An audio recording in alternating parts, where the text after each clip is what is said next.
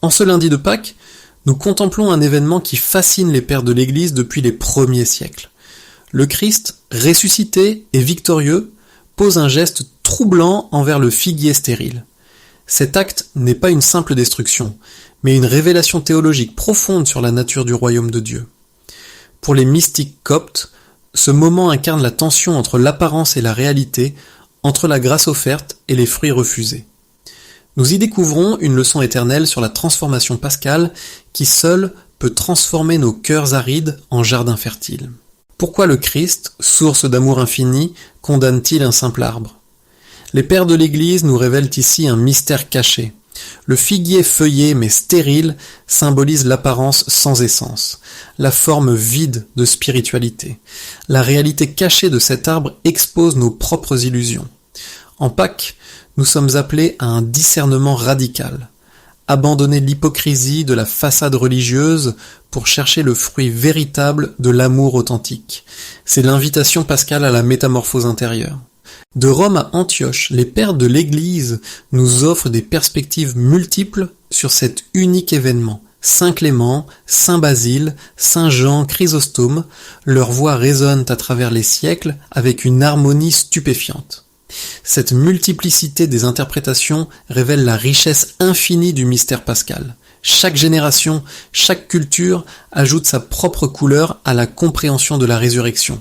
En écoutant ces voix anciennes, nous découvrons que la tradition vivante de l'Église n'est jamais figée. Sans amour et sans repentance, nos œuvres ne sont que des feuilles mortes.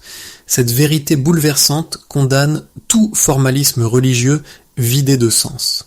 Saint Polycarpe nous rappelle que l'essence précède toujours l'apparence. Le figuier nous enseigne que Dieu ne se laisse pas tromper par nos démonstrations extérieures. En Pâques, le Christ ressuscité nous appelle à une authenticité radicale. Nous sommes invités non pas à paraître, mais à être transformés. La résurrection du Christ nous convie à une réflexion profonde sur la nature de notre propre transformation spirituelle. Comme le figuier qui doit donner du fruit, nous sommes appelés à porter le fruit de l'Esprit Saint. La grâce pascale n'est pas une simple absolution externe, mais une régénération intérieure qui change la substance même de notre être. En cette période sainte, laissons le ressuscité nous transformer non seulement en paroles et en pensées, mais dans l'essence même de nos actions. Le mystère pascal révèle que la mort du péché précède la résurrection de la vertu. Tout comme le Christ accepte la croix avant la résurrection, nous devons mourir à nos illusions avant de naître à la vie nouvelle. L'Église primitive comprenait cette dynamique paradoxale. Le jugement vient avant la miséricorde, la mort avant la résurrection.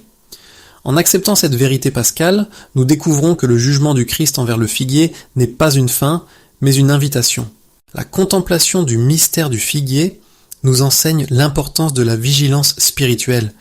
Nous ne pouvons pas nous contenter de cultiver une apparence de piété. Le Christ ressuscité demande une vérification constante. Portons-nous vraiment le fruit de l'amour fraternel ? Notre foi se manifeste-t-elle en actes concrets de charité ? En cette Pâques, nous sommes appelés à examiner nos cœurs avec honnêteté devant celui qui scrute les reins et les cœurs. Le ressuscité marche parmi nous, non pour nous condamner, mais pour nous transformer. Le figuier maudit devient une parabole de miséricorde. Il nous montre que Dieu n'abandonne jamais, mais appelle constamment à la conversion. Chaque moment de Pâques est une nouvelle occasion de porter du fruit nouveau. La résurrection du Christ est aussi notre résurrection potentielle. Acceptons l'invitation du ressuscité et laissons-le transformer nos vies stériles en jardins florissants. La Pâques nous invite à une profonde introspection. Sommes-nous des figuiers couverts de feuilles, mais sans fruits spirituels ? La résurrection du Christ expose impitoyablement toutes nos hypocrisies, mais c'est pour nous libérer. C'est un jugement plein de tendresse. Le Christ ressuscité vient non avec un fouet de destruction, mais avec un regard de compassion qui demande « Voulez-vous vraiment être transformés ?»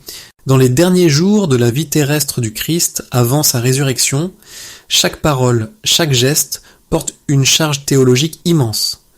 Le figuier maudit n'est pas un épisode anecdotique, mais un cri prophétique. Il nous dit que la fin de l'ancienne alliance et l'arrivée de la nouvelle Pâque exigent une transformation radicale. Nous ne pouvons pas rester dans le confort de nos anciennes certitudes religieuses. La résurrection exige une métamorphose totale. Car Dieu ne nous a pas donné un esprit de peur, mais de puissance, d'amour et de sagesse. 2 Timothée 1,7. Telle est l'ultime parole du ressuscité au-delà du jugement du figuier. Oui, le Christ expose nos illusions et nos vides spirituels, mais c'est pour nous offrir la puissance de la résurrection. En cette Pâque, demandons au Christ la force de mourir à nos mensonges et de renaître dans la vérité de l'amour divin. Telle est la grâce pascale.